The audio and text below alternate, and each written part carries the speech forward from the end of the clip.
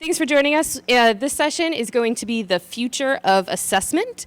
I'm going to have to cheat this session and actually read their titles because these might be the two longest titles I've ever seen in my life. We've got Chris Miller. He's the Assistant Director for Technology Services at Eanes, nailed it, Independent School Districts, and Brian Messenger, who's the Coordinator of Classroom Instructional Technology and Student Achievement at Sewanaka. Thanks, guys. Cool. You want? Oh, thank you. Thank you. Good job. Thanks. Yeah. Congrats on making it to the last session of the day. How's everybody doing? Okay. I bring the New York accent. He brings the Texas accent. So together, what does that make us? I don't know. It's strangely resonant, though. We did have a third presenter with us. My colleague, Rob Pontecorvo, had a family emergency, so he will not be joining us today, but keeps texting me to ask me how it's going. We share very similar stories from about 1,000 miles away. Yes. Both of our districts are doing some pretty amazing things with iPads and assessments in the world of math. I'm a former social studies teacher, so standing on a stage and talking about math is someplace I never thought I'd be. Just to give you some highlights of what we're going to be doing today. Talk to you about how we're using calculators and mathematics instruction and assessment using the platforms of Desmos and Geogebra. Talking about how we're actually able to conduct paper-based high-stakes assessments while students have iPads in their hands, and then we'll save plenty of time at the end to talk next steps, take your questions, and hopefully provide you with any answers you might need. Cool. All right, so mathematics instruction is evolving, and my background, spent some time in mathematics classroom. I'm not angry for the experience. I actually enjoyed it. So yeah, I know it helps. But you know, a lot of what we're focusing on now is student discovery. It's on that metacognition. It's on, you know, what are the thought processes behind this, instead of I do, we do, you do kind of approach. We're embracing a student-centered approach in mathematics. And so what are the tools that we can use that help to resonate with that type of instructional approach? And we're still, let's go ahead and go one more. And fundamental to mathematics instruction, unless you're really old school, is the calculator, right? So what is a calculator anyway? Like why would we use it? And if we kind of look back a little historical tour, so Casio introduced the first graphing calculator in '85, followed by Sharp and HP. And then our kind of bread and butter, our staple for graphing calculators in mathematics instruction is the TI-81 in 1990, followed by the TI-84 in 2004. And aside from the TI Inspire, which came out in 2007, that's kind of it. That's kind of where that's evolved. And so when we look at mathematics instruction, and of course assessment is one facet of that, you know, we've got some tools in the hands of kids that are much more powerful. Today, Eanes and I'm going to mess it up. Sewanaka, thank you. Eanes and Sewanaka, like many of you, the kids learn on iPads. The devices are easier, they're more intuitive, they're more powerful, they have greater accessibility features built in than your typical graphing calculator. So the question becomes, why are we still using the standard graphing calculator? And I'll let you take over. And it kind of comes down to this picture. This is a dramatic reenactment of an actual scenario that has played out in the hallways of our school countless times. We are 5 junior, senior high schools in suburban New York on Long Island. We are a diverse district. We do have a significant number of students who are on free and reduced lunch. And we would see students walking down the hallway since we went one-to-one like this. And for those of you in the back, a little close-up, we saw students walking down the hallways with their brand new, shiny iPad as part of our one-to-one program. And on the other hand, they have the same TI-80 whatever it is that I used in 1990, whatever it was when I was in high school. And it didn't make any sense to us. On top of that, we have an equity issue in our schools. New York State law says that we have to provide a calculator to students in class for instruction, on state assessments. New York loves state assessments. and we have to make them available in a library after school. So many of our students go home, they go out, they buy their own graphing calculator, so now they have a TI-80, what is it? We can get a Yes. TI Inspire. Yeah. They have a TI whatever TI-87. at home, Yep. but we also have a significant percentage of our students that struggle to have dinner every night. They're not going out and buying a graphing calculator. So what are they using at home? What are they doing to complete their homework, to study for their exams? They were at a significant disadvantage. So our math coordinator, Rob, who, as I said, unfortunately couldn't be here today, saw this image down the hallway and said, there's got to be a better way. There has to be a way that we could provide a graphing calculator on an iPad. Has to be. And there has to be a way that we can make it consistent in classroom instruction, consistent at home with constant access, and consistent in the fact that they could use it on state exams.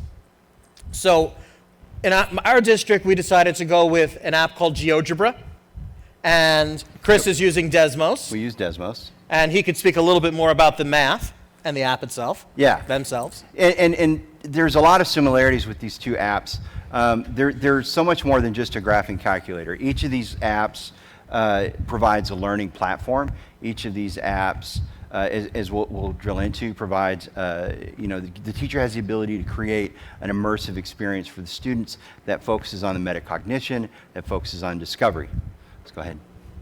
And so, when I work with our teachers and when I listen to our teachers as to why would you use Desmos, why is Desmos, the app on the iPad, important to teaching, and why do you want to use it on assessment? And they come back with similar things. It's intuitive, it's easy for the kids to learn. They don't have to teach them how to use an iPad. They don't have to teach them necessarily how to use the app. It's experiential, so they can move stuff, they can touch it, they can drag it, they can see in real time some of the changes, and it's accessible. But let's go ahead and go to the next slide. Instead of me telling you why this is helpful, I've got one of our teachers on here. Kathy Yenka goes by Matthew Kathy. She's an ADE. Let's see if we can get this video to. Kathy Yenka. I teach at Hill Country Middle School in Austin, Texas. I teach algebra, math 8, math 7, and we've been using Desmos here at Hill Country for quite a few years, even on state testing. Desmos is a wonderful tool. A lot of folks, when they first hear about Desmos, think about a free graphing calculator app, and that's still true. However, there's another component to Desmos that's really powerful for teachers and students to use in the classroom, and that's an activity builder side of things.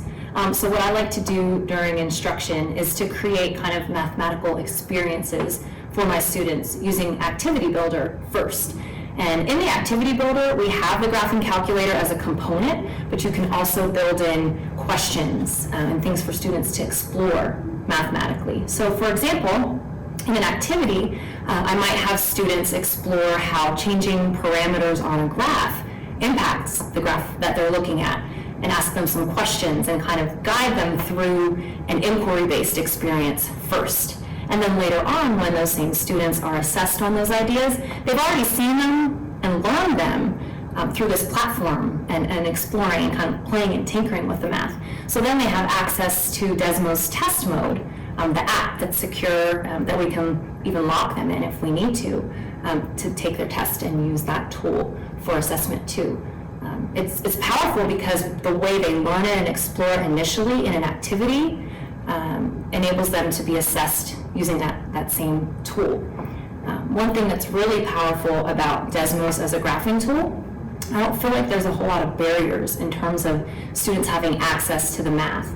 They don't have to fight with menus or a series of keystrokes to do it just so to gain access to the mathematics. Really, Desmos is kind of out there.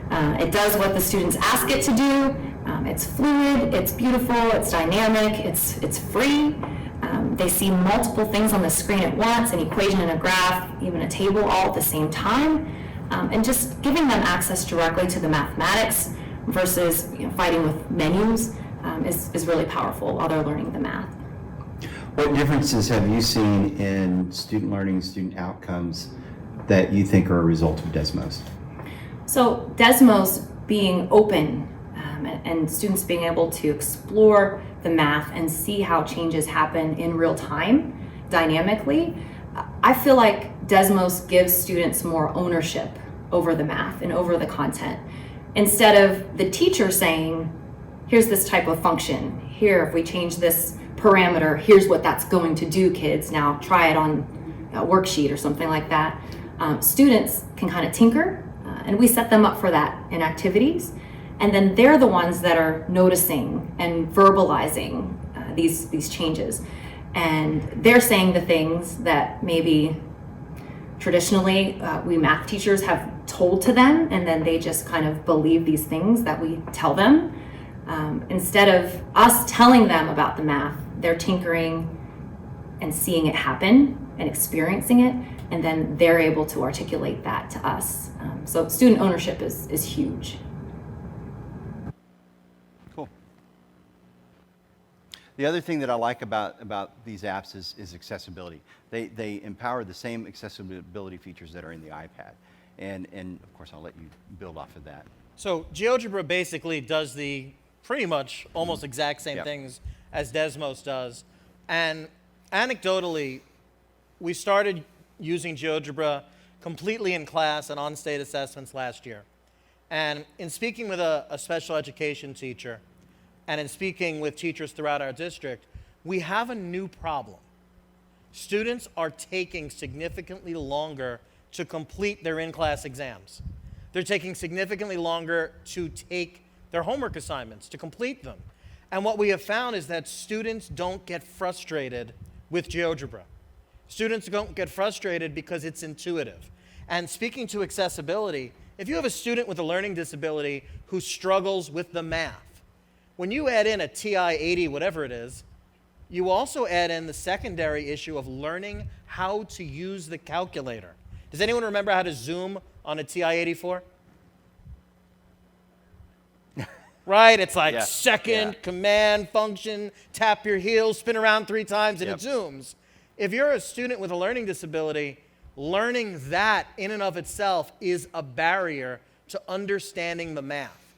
With either Geogebra or Desmos, everyone intuitively knows how to zoom, how to grab, how to manipulate an iPad screen. It is so much more accessible than remembering the series of functions on a calculator. So we find that students are really digging in deeper to the math because they're not getting frustrated with the calculator, which was serving as a barrier to get to the math.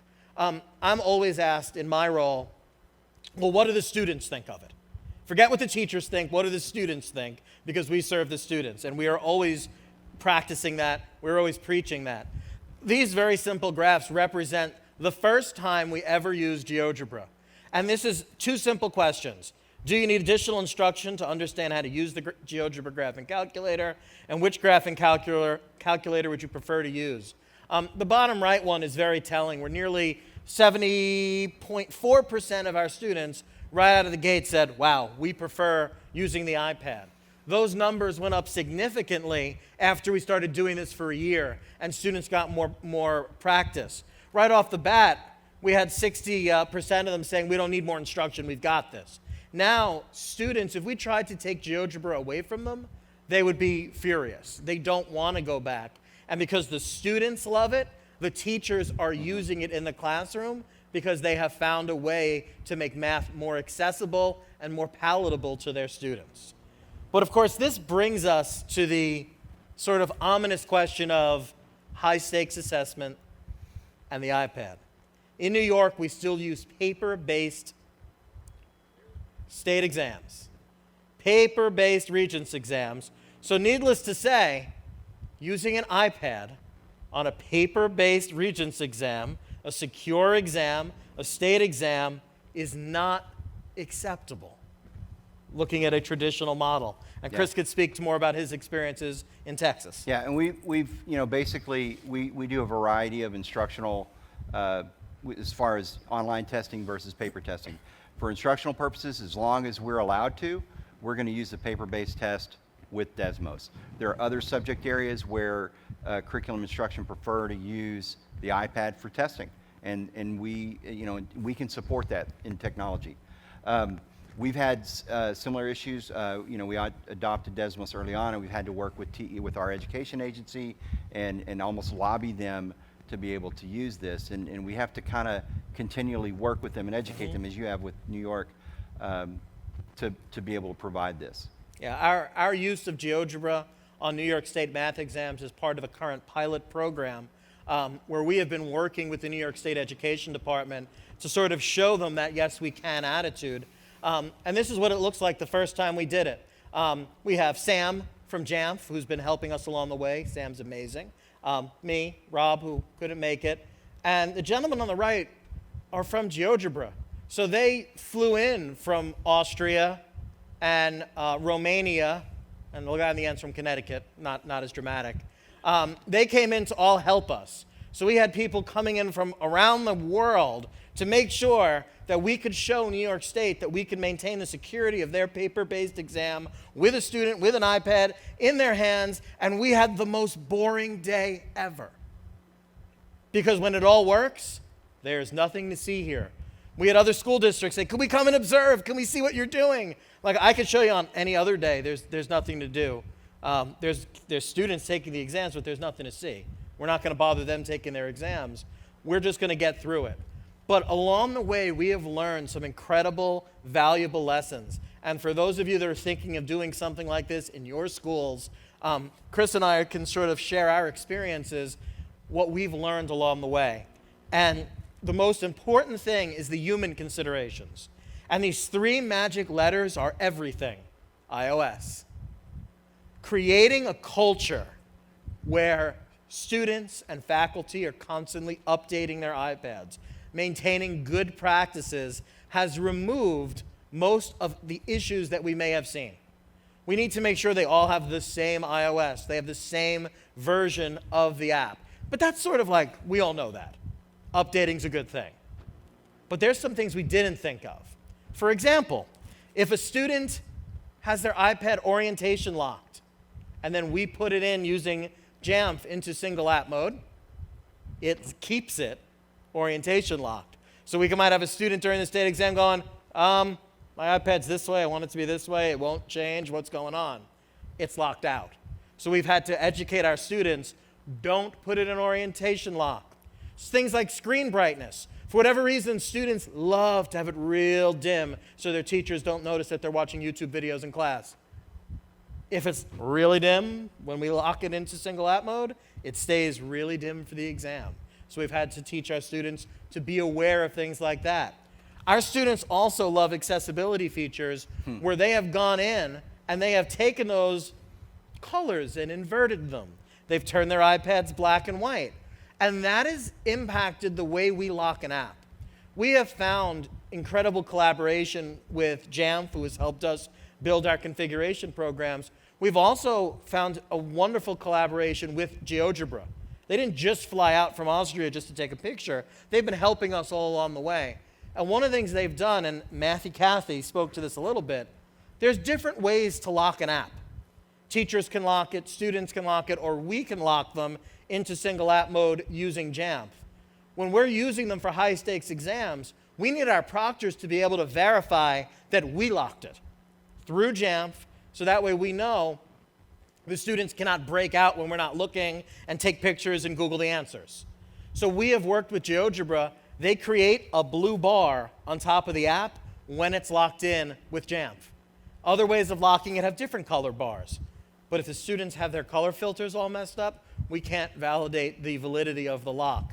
And Chris could speak a little bit more about ways to lock an app. Here, I might take that from you for a second. Please, go for it. So just to clarify, what we're talking about is on this assessment is procedures that we use to lock upwards of 5,000 devices into an app with a high degree of success. I mean, you're talking about almost 100%, and how do we do that? And let's talk about the ways that we can lock apps that Apple provides us. And the first, and the one we've used for a while, is guided access. It's an accessibility feature where basically you can manually lock an iPad into a single app. Another way is through single app mode. And I'm not going to mention Apple Classroom in this, but with single app mode, MDM will lock the iPad into the app, and the communication comes through that way. autonomous single app mode. So some apps are designed to where they automatically lock when they're launched.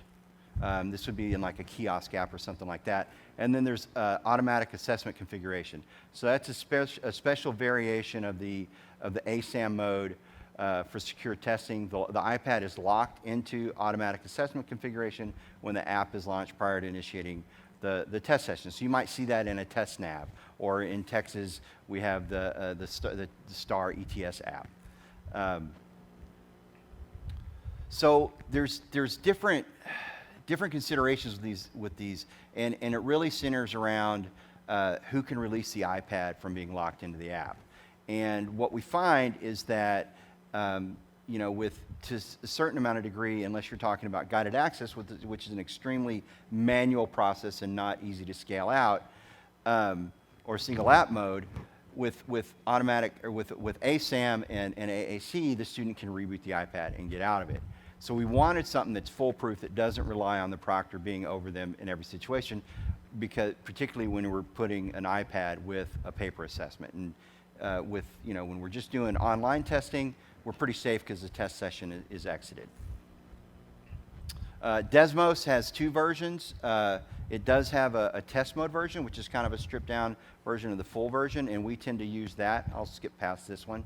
I got a little brief video of Kathy in it talking about... As a teacher, when we're using Jamf to secure students in the Desmos test mode, I know that security is being taken care of. It's not something that I have to be concerned or worried about. It just streamlines the process of giving kids access to a tool that is powerful and familiar, and that they're comfortable with. And it gives me the security as a teacher to know that I don't have to worry about the integrity of the assessment that the kids are taking while they're using Desmos test mode, because Jamf is taking care of any concerns that I might have as the teacher proctoring that assessment. And on a district level, it lets us know that we're not going to have to be reporting testing irregularities when we lock that iPad into the app with Fidelity. So just as you guys would lock Geogebra in, we lock in Desmos test mode, but a very similar process. And I'm going to turn this back over to you. Oh, thank you. Yep. Some things we did before the test. One of the things that has made us successful with it is that we have taken 1,000,001 steps to sort of eliminate any potential problems. And before we tested, we made sure we built that community that embraces it for classroom instruction. The most important thing to remember is that this is about the students. Mm-hmm. Students have to be comfortable with it. They have to be on board with using it. Created a culture that addresses all those human issues that we discussed before. We also conducted several diagnostic tests until we were happy that we got it all right. And a lot of the issues we saw at first were not technical, they were human. Mm-hmm. That building tech that swapped out that kid's cracked screen, gave him a different iPad. So I thought I was locking that kid's iPad, but in reality I was locking someone else's iPad. Clerical things, housekeeping. This has forced us to keep our Jamf instance super, super, super tight, because we want to make sure that we are locking the correct iPads. Fortunately, I don't know. I don't have the liberty of locking every iPad we have. We have about 10,000 mobile devices. We have students that are taking 3 separate high-stakes math exams at different times. And in New York, because we love state exams so much, a student might have 2 in one day. So I don't have the luxury of just locking every iPad down in that moment, because other students need their iPads to study. We're sort of the victims of our own success. If a student's, all of their notes, all of their resources, all of their study material is on the iPad, and I lock it into GeoGebra, guess what? They can't study. So we really have to be careful that we're only locking the iPads of those students taking the exams. And that's where we've also created a culture of preparing for what we can't predict. We literally had students sort of beta testing, breaking out of it, making sure that they couldn't find a way. We did so many tests with it, we sort of eliminated all the things that we hadn't thought of until we did the diagnostic tests. First thing to do is create several configuration profiles with single app mode. The reason for several, redundancy is important. It also is good to stagger the number of devices that you are sending a configuration profile command to at any time. We use the MUT to import class rosters into static user groups. However, Jamf now allows you through smart user groups, you can import them from classes that you already have configured in Apple School Manager that are now in Jamf. This is going to save me days and days and days of my life. Thank you, Jamf. Very excited about that. Because this is what it looked like. I created a static user group for every single math class in the district. And what that looks like is, it's a bit daunting. It kind of goes on forever. The reality is, I have to unlock the devices also. And unlocking them, for me, is much scarier than locking them. Once they're locked into single app mode, we're safe. Yeah. But what Go grab happens when coffee. what happens, right, have coffee, enjoy. When a student's done with the exam, what do? Now, in our case, we might have 3,000 students taking an exam at once. We're not going to sit there and go, oh, you're done? Let me unlock it. Oh, you're done? That's not practical. It's also not practical for me to wait for every student to finish the exam in 5 different buildings, 5 different testing sites, because some of our students get extended time. Some of our students have unlimited extended time. And the rest of our students finish their test, they want their iPad unlocked so they can go home and study for their next exam. So I've created these profiles and these groups for each class. So that way when the 32 kids or however many students in that class are done, we have a procedure in place where we will unlock them, one class at a time. We just unscope each user group one at a time. And we've tested this again and again and again. We tested the config profile one class at a time. Let's make sure this works. We had teachers report to us which students aren't locking. Get us their iPad serial numbers. Let's try this again. We then did it one period at a time. Everyone taking math class period 1 today. We're going to lock them all down period 1. And we got diagnostics back from our teachers. And most importantly, don't forget the little things. Make sure your Wi-Fi is happy. For us, the happiest way that our Wi-Fi loves 3,000 students taking a Regents using a config profile at once, we lock the iPads down before the students get on their bus and come to school. We'll lock them about an hour in advance. So that way, a lot of the iPads are already locking into single app mode on their home Wi-Fi, on community Wi-Fi. We also did buy some very high capacity access points for all of our testing locations. And again, we tested it. We literally put hundreds of kids in the room and said, all right, let's see what it does. Turn off your app updates for Geogebra or Desmos maybe a week before the exam. This is important because you don't want the app trying to update behind the scene while the student's in single app mode. It'll just flicker, probably right when that student was about to have that eureka moment and solve the problem. All of a sudden the app goes away and comes right back. It stays locked in, but it's a little distracting. We thought of little things, and we threw this out there to everyone. This next idea was from a math teacher who said, what happens when their battery dies, their iPad battery dies? Part of it's the culture. Come to your Regents exam, your state exam, with a fully charged iPad. But part of it is, if that student's got extended time, yeah, full charge isn't going to do it. We went out and bought portable battery chargers, same as we all have for our cell phones. You might ask, why didn't you just buy power strips? The answer is, it's all about the students. If you tell a student, oh, your iPad's dying, get up, take all your papers from the test, move to that desk over there near the outlet. That student, 1, just lost time on their exam. 2, completely got distracted. And in the mind of a teenager, that could be the most embarrassing moment ever, having to move my seat. We don't want to create any disruption. It's super easy for us to walk over to a student, my iPad's dying. Here you go. Yeah. Here's the charger. Go for it. And we didn't buy a ton of them. We bought enough for each building. Similarly, we have spare iPads locked into GeoGebra in advance. And we were just discussing the different numbers we use. As we get more comfortable, we need fewer and fewer of them. But that's for that student. I don't know. Things happen. Things happen. Students forget them. Their battery dies. They forgot to turn off their orientation lock. Whatever it is, we just want to make sure we're prepared for everything. And we talked about this unlocking piece. We made sure there was a process for accountability. For me, every exam proctor has to email me a list of student signatures. They all sign out that they're done with the exam. When I have a copy of that list in my inbox, I then go and unlock that class. We have separate user groups for students with extra time, separate locations, same thing. Any group of students has their own user group in Jamf, and that way I can unscope it when that room is done. We also did significant professional development with our proctors to make sure they understood what to look for, how to verify that the iPad is properly locked into single app mode, how not to upset a student if there's a technical issue. Because half the time it's the proctor that's like, oh my God, a technical issue, see? I hate technology, and then it becomes a whole thing. No, it's not working? Perfect. Here's Let me another. take that iPad, here's Yep, a spare. yep. Don't interrupt, no reason for make a scene. And again, we did significant field testing, and Chris could speak a little bit about some of the field testing he did. Yeah, I got really nerdy with this and then maybe strip out a lot of my SQL information. But if you want it, I got metrics that'll put a priest to sleep, or you can become a self-made isolate in a mixer. But we did some field tests, and we used a variety of apps for different testing. And eventually we got to the point to where we did in a test 5,000 devices at once. So I recommend practicing locking them down because it refines the people processes and you discover the things that you don't know.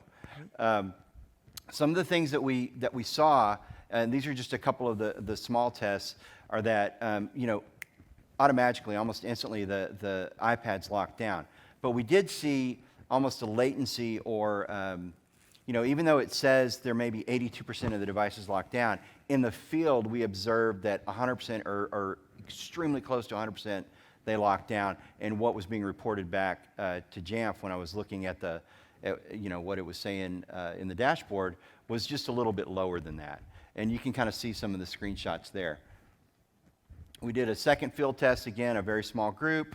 And the other thing, what Brian was saying, is you're going to have a higher success rate when you use incremental scoping and when you also kind of start locking them down prior to administering or prior to when you need the app locked down.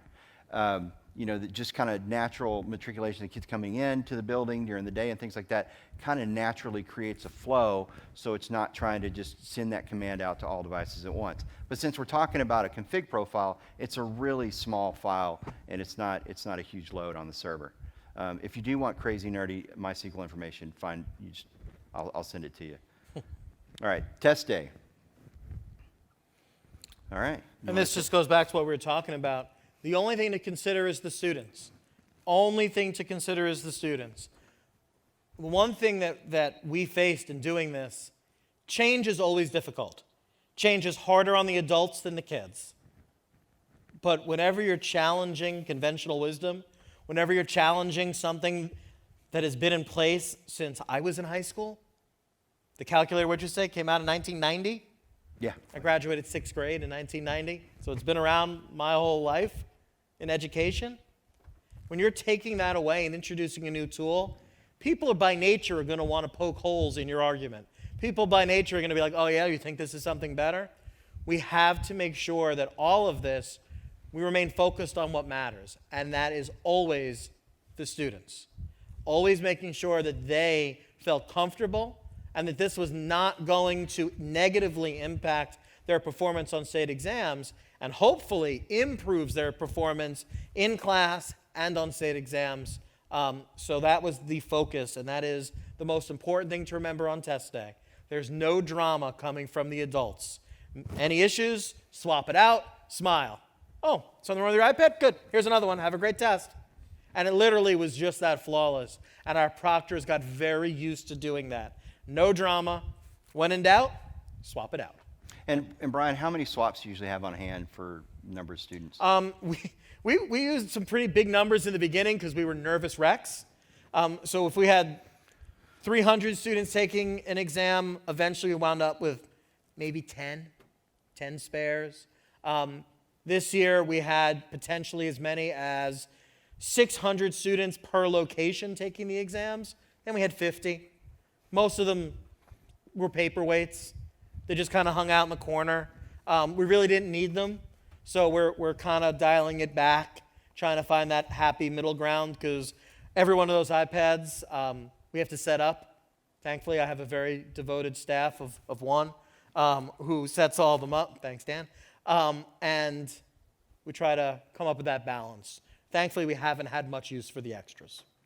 And we initially started out with larger numbers, but as Eames has done this over the years, we end up probably about 20 to 30 iPads across 3 campuses with roughly 2,000, maybe a little higher than that, students testing at one time. And they learned to charge their iPad. You know, we kind of worked through some of the issues, and the swaps are really the exception rather than the rule. Right. So after the test, you know, were the students successful? Was the community supported? What was once impossible to do this at scale, to do this with reliability and fidelity, is now the norm. You want to? Yeah, and we went with what was a sort of theoretical conversation. How do we take care of that student walking down the hallway with a iPad and a TI-84? We turned that into a reality fairly quickly, thanks to the amazing collaboration with Jamf and Geogebra. And we're at the point now where we have improved instruction. Math teachers are using not just the Geogebra Graphing Calculator app in the classroom, they're now using it to improve instruction. And that's the goal. We've addressed our equity issue. Every student in our district now has access to the very best graphing calculator app 24 hours a day, 7 days a week, regardless of socioeconomic status. And that for us is an enormous, enormous win. And we're very grateful for the support of Geogebra and Jamf all along the way. So summarize? That's all of it. I beat the slide. Yeah, you did good. You did Thank good. you. Thank you. All right, and you know our experience mirrors that. Desmos is mission critical to mathematics instruction in our district.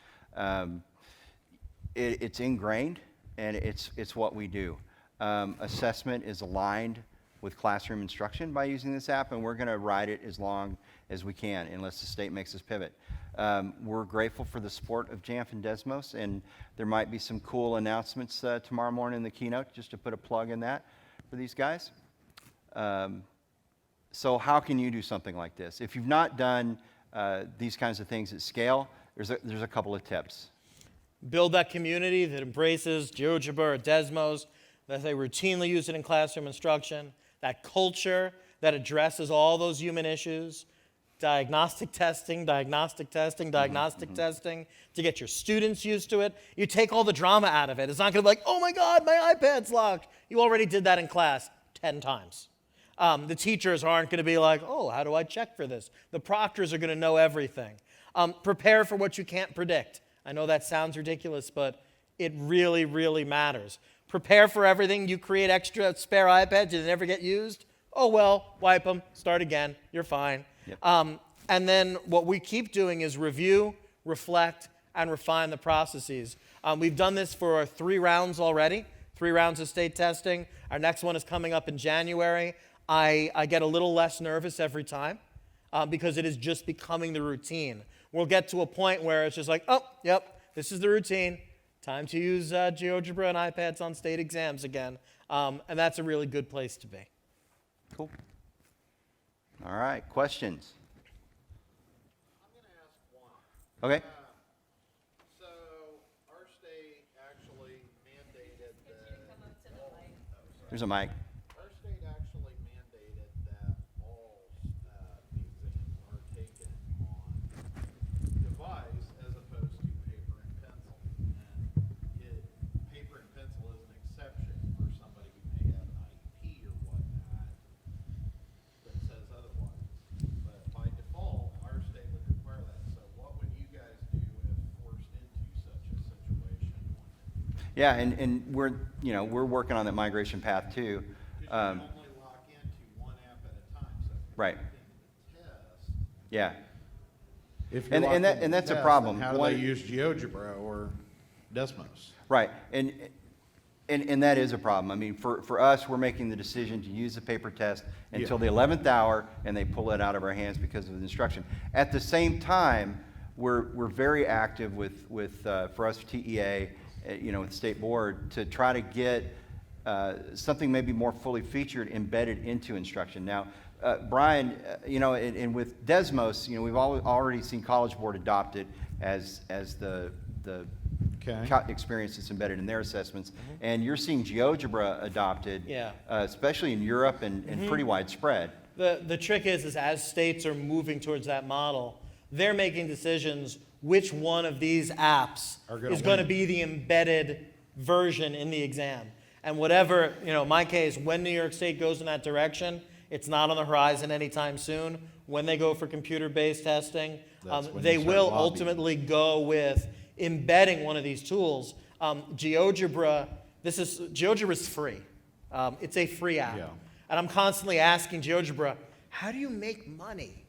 And they make money by selling their app to textbooks and by embedding it in state exams. It's free for schools to use. Gotcha. It's not free for everyone. So ultimately, whether it's GeoGebra or Desmos or TI or whoever's doing it, the state will ultimately adopt it, use it in their online platform, and then, again, we have to do what's best for kids. We would want to provide that same tool in class for consistency because that's what's good for students. Okay. Yeah. So if the state forces us to choose, we're going to have to choose. But we're also going to advocate on behalf of what we believe is right for learning. Correct. And both Chris and I have developed very good relationships with our state education departments where it is really a great dialogue, where we're learning from each other, we're working together to help move it in a direction that's best for kids. I wish I had that, honestly. We've not cultivated a relationship with our textbook, or not with our textbook vendors, but with the state testing people. We just get mandates handed to us at the beginning of the year saying, here you go, we need to test on this. Your tools are this little compass, this protractor, this goofy little thing, and the kids are having to figure out on the test, how does the protractor work? How do I spin it to do that? Or the compass, they get those little tools, and we actually have to do that, practice the test, practice the test, practice the test you guys talked about, but it's mainly so the kids learn what is embedded in our standardized test client that the state has adopted. I think we can only hope that in all states, at some point, we'll get to a point where instead of teaching to the test, they'll be testing the skills the students need for their futures, and that's just something we can dream about.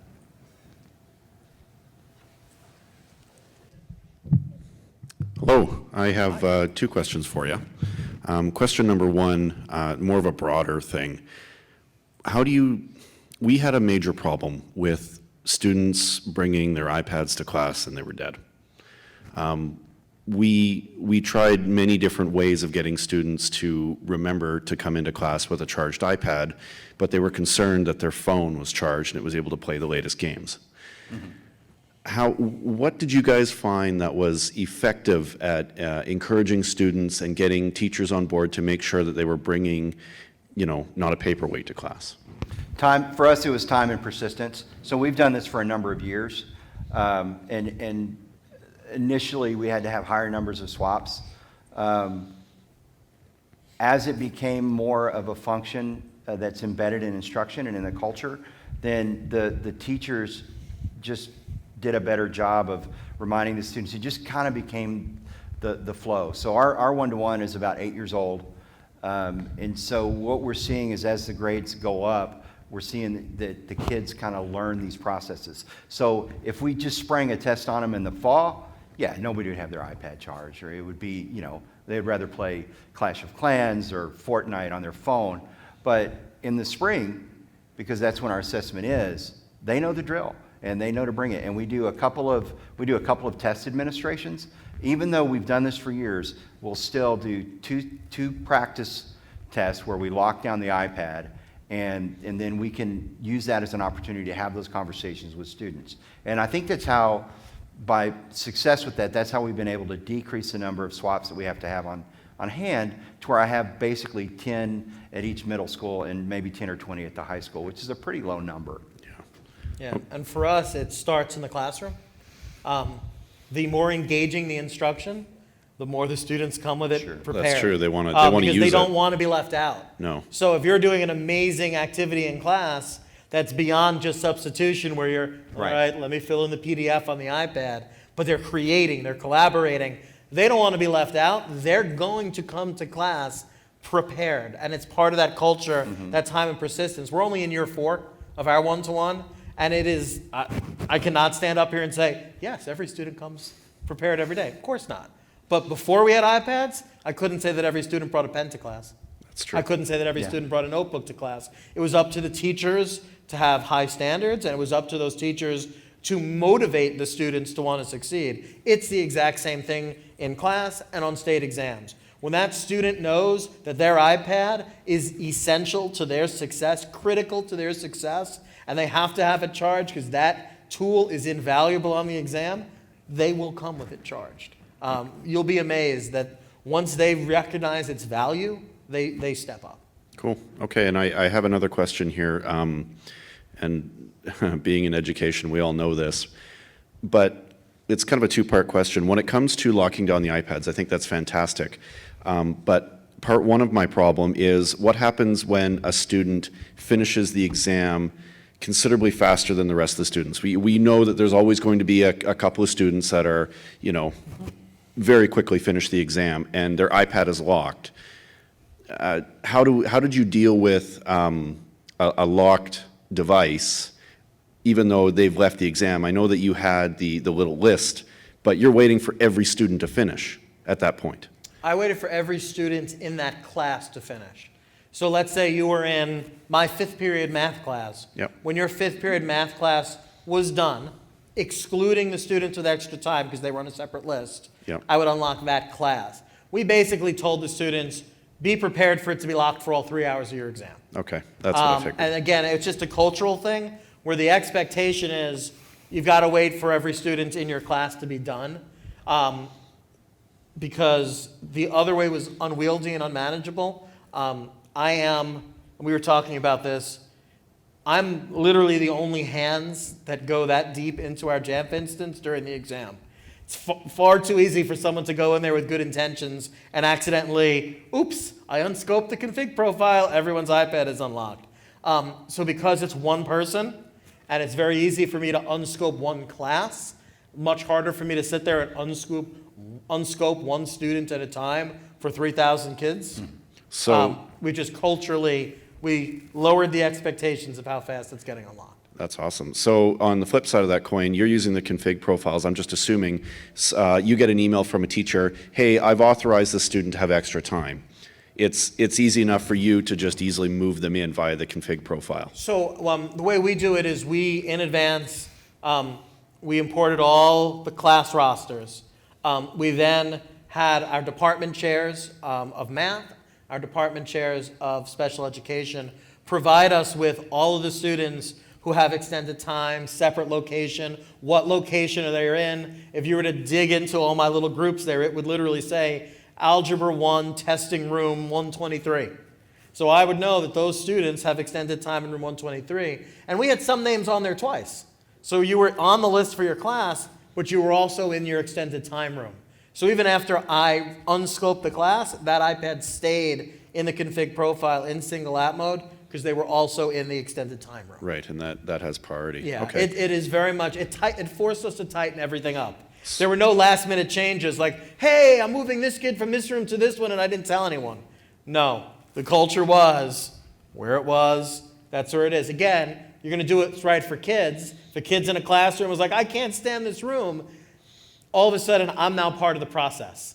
Can't move a student from one room to another without letting me know so I can make sure I don't unscope them accidentally. Okay, so that's your process then, is yes. to make sure. Yeah, because I mean, we all know it happens. On test day, you get a Sure. few changes. It happens. Mm-hmm. Yeah. Yeah. And I do something similar. So if there's a lot of different ways to go about this. I tend to do a massive imported roster from my campus assessment coordinator. And then I use, the different aspects of scoping. I tend to leverage more exclusions and limitations to kind of add that incremental scope in. And then I'll also make sure that I add groups in and peel groups off in ways that are, that kind of flow as well. So I think that's where the art of MDM really comes in, because there's a lot of different approaches that you can use to it, and finding that best fit that works for your situation. I think this really speaks to where, Jamf's product is really extensible, and we can really kind of tune it to get to to meet our specific and granular needs. Fantastic. Thank you. Thank you. If any of you have any further questions afterwards, you can certainly come find Chris or I. Can come. I'm on Twitter. You can email me, Google. I'm happy to answer any questions. One of the best parts of this is the community. Oh, yeah. It's knowing that you're not the only people doing this, and knowing that you always have help from Jamf Nation, from great people like Sam, who help us out along the way, just to make sure that you are ready for this, because it's an amazing, powerful thing for the students. And once you get over those initial, wow, this is something new, it's very doable. Yeah. Sometimes it's fun just to lock iPads down at massive scale, too. Whatever floats your boat. There's a big red button effect. So anyway, yeah, thank you very much. Well, thank you all for coming. Thank you for staying to the last session. Appreciate it.